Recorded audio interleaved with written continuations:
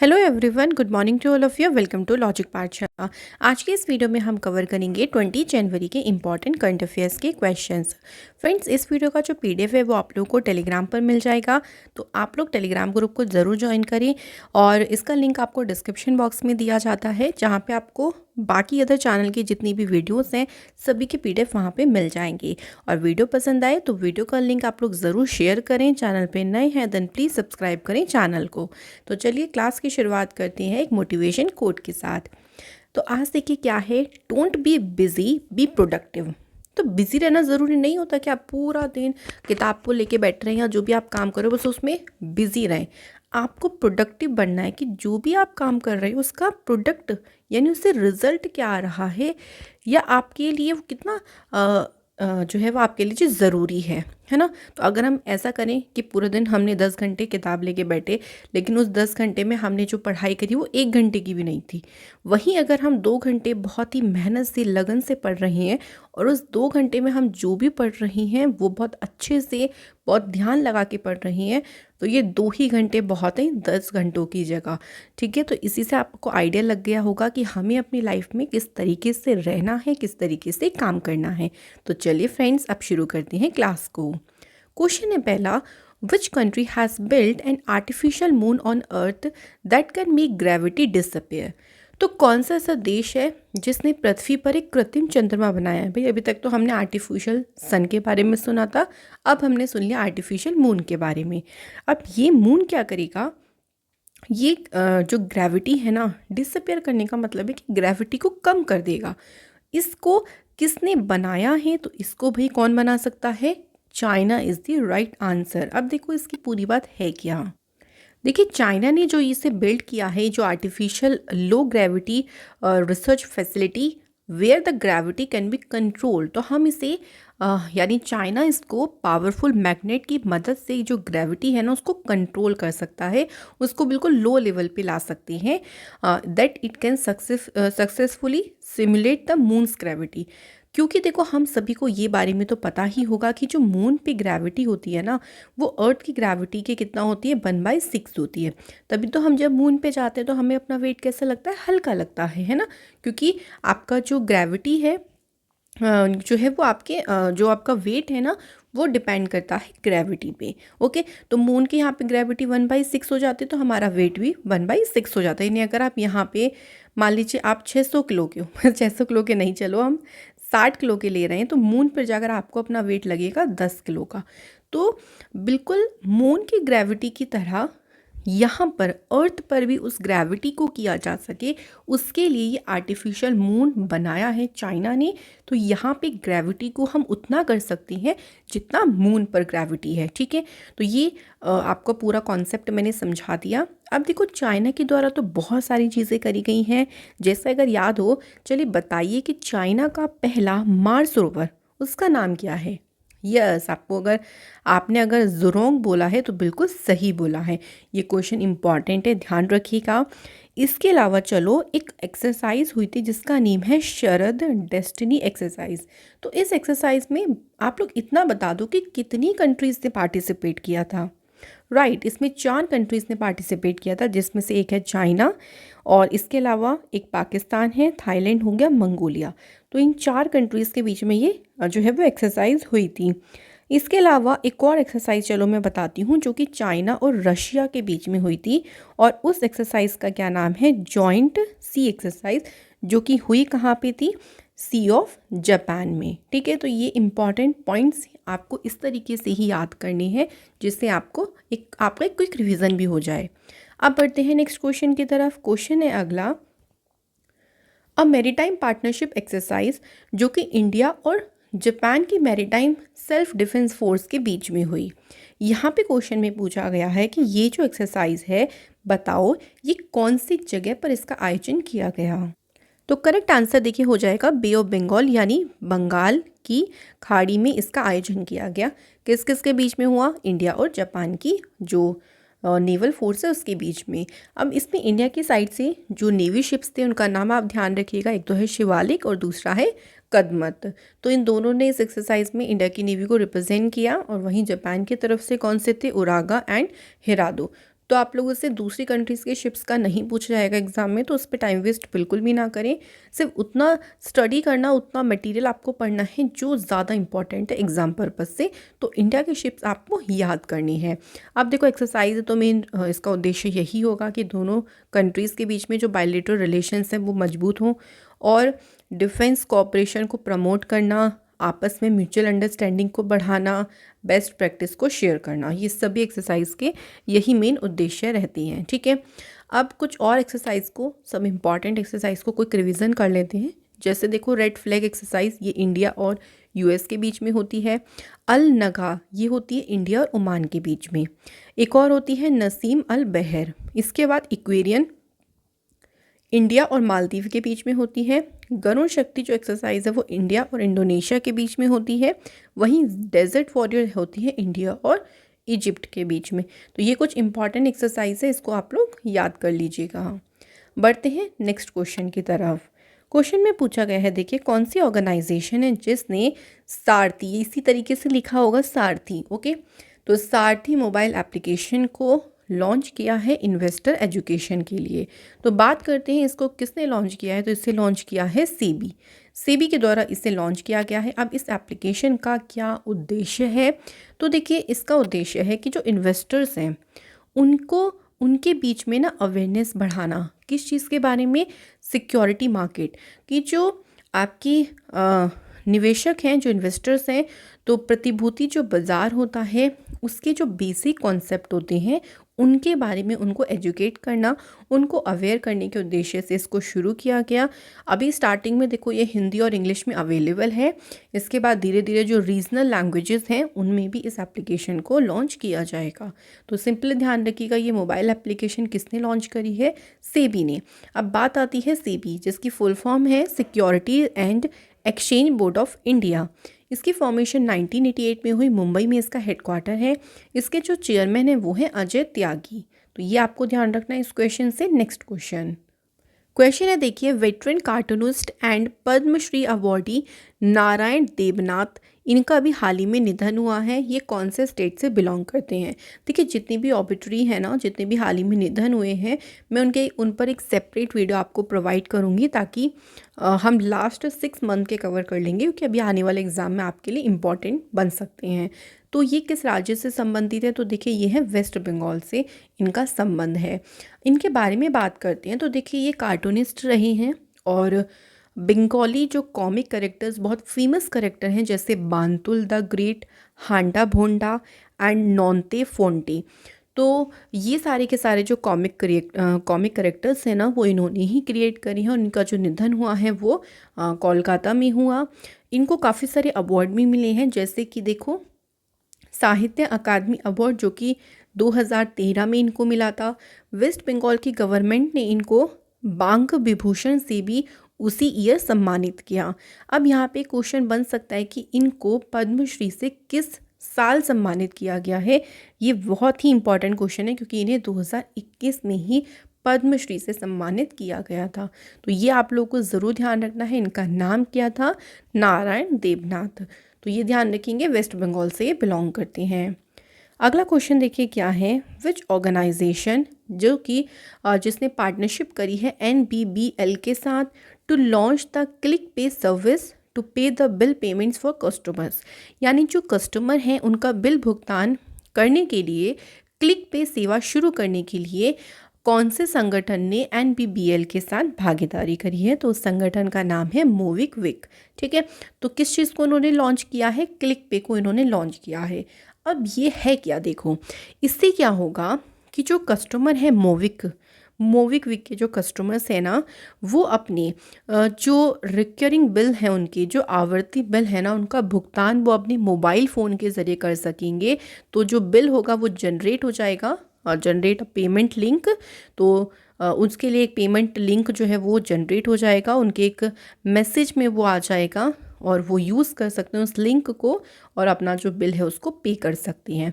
तो ईज़िली वो अपने मोबाइल फ़ोन से ही उस बिल को पे कर सकते हैं। इसको ही बोला गया है क्लिक पे, यानी एक क्लिक करोगे तो पे हो जाएगा, है ना। तो इसके लिए ही मोबिक्विक ने NBBL के साथ पार्टनरशिप करी। ठीक है, अगला क्वेश्चन देखिए क्या है, हाइड्रोफिलिया ग्रेसिलिस ये एक रेयर सी स्नेक है, यह भी हाल ही में स्पॉट हुआ है कौन से स्टेट में। तो ये बताना है देखो कि ये जो सांप है ना, ये कौन से स्टेट में अभी हाल ही में देखा गया। करेक्ट आंसर हो जाएगा केरल स्टेट। तो सांप का नाम ध्यान रखो, हाइड्रोफिलिया ग्रेसिलिस, यह भी केरल स्टेट में देखा गया है। और केरल की जो कैपिटल तिरुवनंतपुरम, हाँ तो तिरुवनंतपुरम में पेरुमाथुरा जो कोस्ट है वहाँ पे इसको देखा गया था। During a water bird census an uncommon sea snake were spotted by a team of bird watchers. तो देखो पक्षी गणना हो रही थी, उसी के दौरान ये जो सी स्नेक है उसको, जो जितने भी गणना करने वाले लोग थे, जो पक्षी देखने वालों की टीम होती है, उनके द्वारा इस अनकॉमन सी स्नेक को देखा गया। कहाँ पर? तो Kerala state is the right answer. अब बात आती है देखो केरल स्टेट की।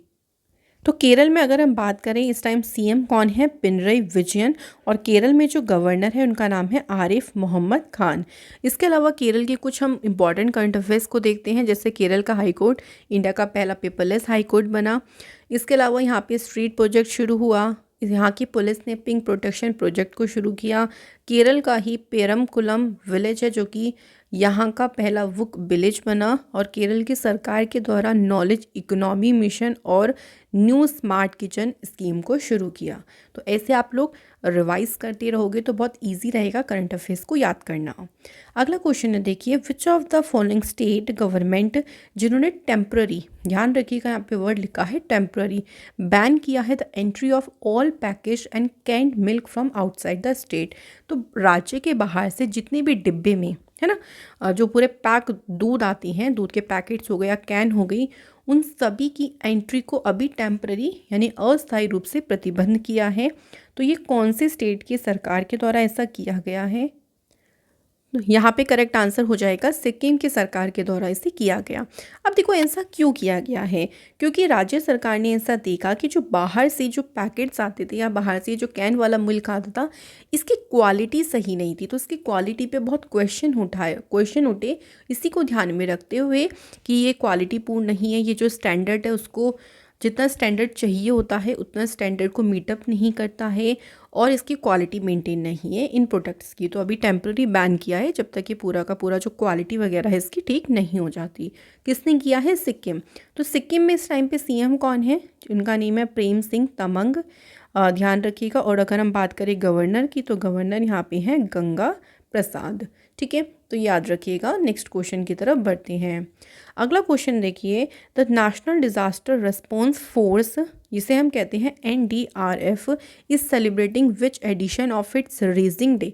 19 जनवरी को इन्होंने अपना स्थापना दिवस का कौन सा संस्करण मनाया है? तो देखिए यहाँ पे जो करेक्ट आंसर हो जाएगा वो 17th हो जाएगा।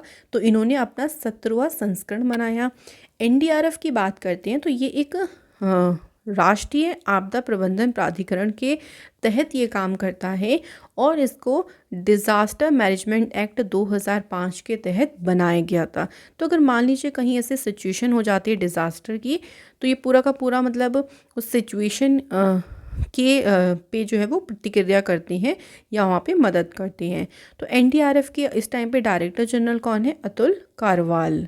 नेक्स्ट क्वेश्चन देखिए, who has been appointed as the additional secretary in the Ministry of Labor and Employment। तो किससे अपॉइंट किया गया है? The correct answer is Shashank Goyal. तो जो श्रम और रोजगार मंत्रालय है वहाँ पर ये अतिरिक्त सचिव के रूप में नियुक्त किए गए।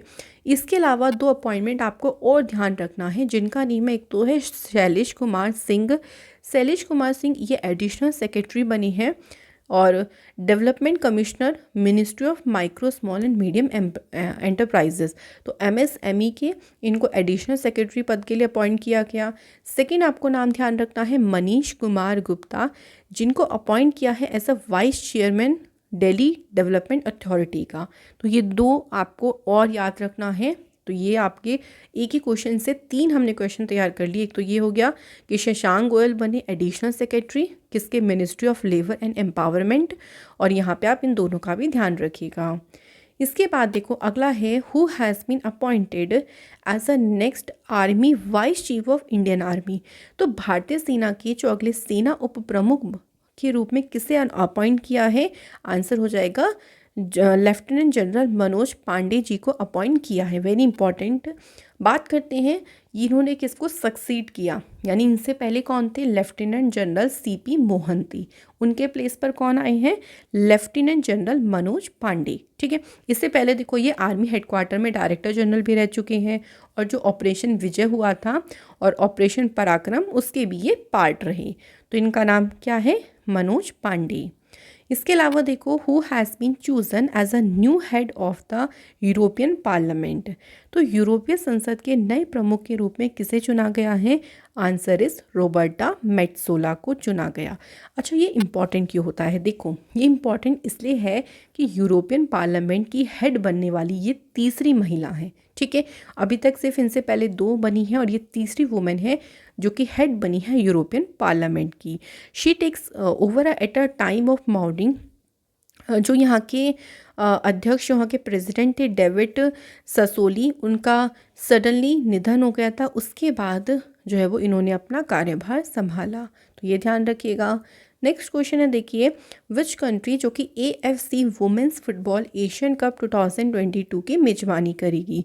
तो कौन सी कंट्री करेगी, तो यहाँ पर आंसर हो गया देखिए फ्रेंड्स, इंडिया। इंडिया इसकी मेजबानी करेगी। ये 20 जनवरी से शुरू हो जाएंगे, मुंबई, नवी मुंबई, पुणे से ये शुरू हो जाएंगे गेम। और देखो इसमें जो ये एक तरीके का फाइनल स्टेज है। अगर आपको एशियन क्वालिफिकेशन करना है 2023 के फीफा वुमेंस वर्ल्ड कप के लिए, जो कि आपकी ऑस्ट्रेलिया और न्यूजीलैंड में होंगे, तो उसके लिए ये फाइनल क्वालिफिकेशन है। ठीक है, कौन सा, AFC वुमेन एशियन कप। तो ये कहाँ पे होंगे, ये होंगे इंडिया में, तो ये आपको ध्यान रखना है।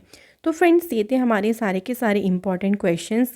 नाउ अब हम लोग कल के क्वेश्चंस को फटाफट से रिवाइज कर लेते हैं। पहला क्वेश्चन है, देखो कि रिसेंटली किस देश ने अपना पहला समुद्री डोमेन जागरूकता उपग्रह तारामंडल बनाया है, answer is South Africa. Next question is infinity bridge, तो ये कहाँ पे ओपन किया गया है, the answer is Dubai. Next is world economic forum Davos agenda summit. इस समिट की थीम क्या रही है, the state of the world. अगर ये पूछ लें कि इसको एड्रेस किसने किया है, तो प्राइम मिनिस्टर नरेंद्र मोदी जी ने इस समिट को एड्रेस किया। नेक्स्ट क्वेश्चन है, हु हैज़ लॉन्च्ड द स्वच्छ विद्यालय पुरस्कार 2021-22। तो सुभाष सरकार ने इस पुरस्कार को लॉन्च किया। अगला क्वेश्चन, महेंद्र नाथ पांडे ने इंडिया का पहला कोल टू मेथनॉल पायलट प्लांट को शुरू किया है, कौन से शहर में, तो इसे हैदराबाद में शुरू किया गया। नेक्स्ट देखिए, फॉर्मर प्राइम मिनिस्टर रहे हैं कौन सी कंट्री के, तोशिकी काइफू। इनका अभी 91 ईयर की एज में निधन हुआ है, तो कंट्री का नाम बताना है, the correct answer is Japan. अगला क्वेश्चन, मिसेस वर्ल्ड 2022 का खिताब किसने जीता है, आंसर हो जाएगा शाइलिन फोर्ड। ये अमेरिका से हैं, ये भी ध्यान रखिएगा। अगला question, Bose the untold story of an inconvenient nationalist. ये जो बुक है वो लिखी है चंद्रचूड़ घोष ने। अगला question, who has been appointed as a new chairman of the apparel export promotion council. तो अगर हम बात करते हैं इसके नए चेयरमैन कौन बने हैं, नरेंद्र कुमार गोयनका। अगला question, Sydney tennis classic final में मेन सिंगल का टाइटल किसने जीता है, करेक्ट आंसर इज एशलेन करस्तेव। वहीं बात करते हैं कि वुमेन सिंगल का टाइटल किसने जीता है, पॉला बदोसा। तो ये दोनों ध्यान रखिएगा, मेन सिंगल का भी और वुमेन सिंगल का भी। अगला है FIFA best FIFA men's player award किसे गया है, रॉबर्ट लेवेंडोस्की को। और वहीं अगर हम बात करते हैं फीफा में best women's player of the award की, तो वो गया है एलेक्सिया पुतेल्स को। ठीक है फ्रेंड्स, तो ये हमारे सारे के सारे क्वेश्चन। कल आप लोगों से क्वेश्चन पूछा गया था, देखिए जो विडो पेंशन है उसको बढ़ाया था उत्तराखंड की सरकार ने। यहाँ पे अभी प्रेजेंट टाइम में CM है तीरथ सिंह रावत और गवर्नर कौन है यहाँ पे, lieutenant general Gurmeet Singh. Capital यहाँ की एक तो देहरादून है, दूसरी है गैरसैंण। सेकंड क्वेश्चन का जो आंसर था वो था स्वीडन। तो आप सबके इतने अच्छे कमेंट होते हैं कि आपको वीडियोस बहुत अच्छी लगती है, आपको रिवीजन वाला पार्ट बहुत अच्छा लगता है। तो ये देख के हमें भी बहुत अच्छी सी मोटिवेशन मिलती है कि नेक्स्ट वीडियो में हम और भी बेहतर तरीके से आपको सारे के सारे करंट अफेयर्स समझाएंगे। So thank you so much comment करने के लिए। आज के कमेंट है सुरिंदर कौर एंड जस्मीन भुल्लर का। चलिए आज के क्वेश्चन देख लेते हैं।